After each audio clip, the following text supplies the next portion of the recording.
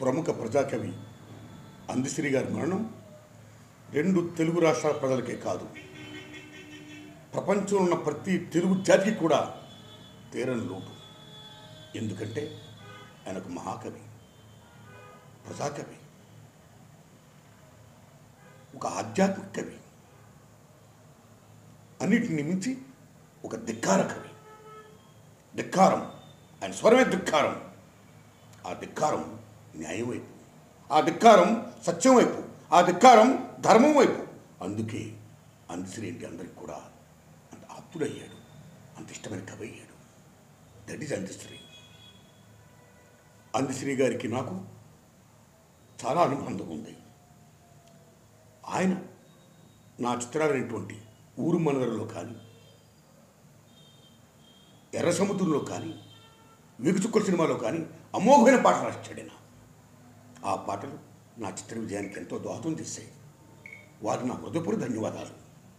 ఊరు మందరాలు చూడ సక్కాని తల్లి, చుక్కల్లో జాబిల్లి, నవ్వుల్లో నాగా మల్లి, నా తల్లి పాలా వెళ్ళి, మళ్ళీ జనమంటూ ఉంటే చూరమ్మో తల్లి నీ కడుపున పుడతా మాయమ్మ. ఏమి పాట ఆ పాట కానీ ఎర్ర సముద్రం సినిమాలో మాయమైపోతున్నడమ్మా మనిషన్నవాడు, మచ్చుకైనా లేడు చూడు మానవత్వం ఉన్నవాడు, నూటికో కోటికో ఒక్కడే ఒక్కడు, ఏడ ఉన్నడు కాని కంటికి కనరాడు, మాయమైపోతున్నడమ్మా మనిషన్నవాడు అన్న పాట కానీ మీరు నమ్మండి మిత్రులారా. ఈ పాట అయితే తెలంగాణ రాష్ట్ర ప్రభుత్వం పాఠ్యాంశంలో ఒక పుస్తకం, ఒక తరగతి పాఠ్యాంశంలో పెట్టారు. That is the greatness of that song written by Andasri. The same time వేగుచుక్కుల సినిమాలో కొమ్మ చెక్కితే బొమ్మరా, కొలిసి మొక్కితే అమ్మరా, అదికే ఇది పాదురా, కాదంటే ఏదీ లేదురా. ఎంత గొప్ప పాట, ఎంత ఫిలాసఫీ. ఈ పాటలో ఉన్న భావాన్ని తెలుసుకుంటే ఎప్పుడు ఎక్కడ మతకలహాలు జరగవు. ప్రకృతే మాట, ప్రకృతే దైవం, ప్రకృతిలో మనందరం మమేకమై ఉన్నాం. అమ్మ అందరికీ ఒకటే. అలాంటి ఎందుకు కొట్టుకుంటారు, ఎందుకు ఈ గొడవలు ఇవన్నీ?